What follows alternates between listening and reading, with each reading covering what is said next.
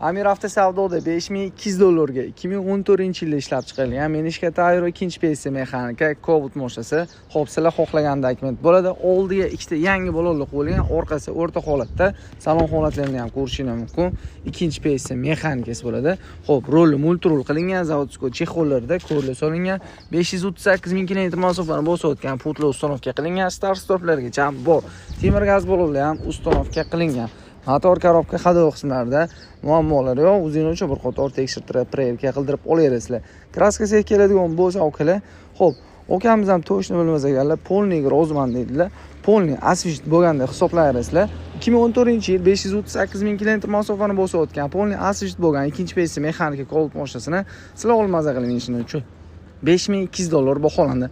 Okalar faqat naqdga sotilar ekan. Xo'p, variantga sotilmadi, faqat naqdga $5200 ga menishka tayyor ikkinchi pensiya mexanika Cobalt mashinasi.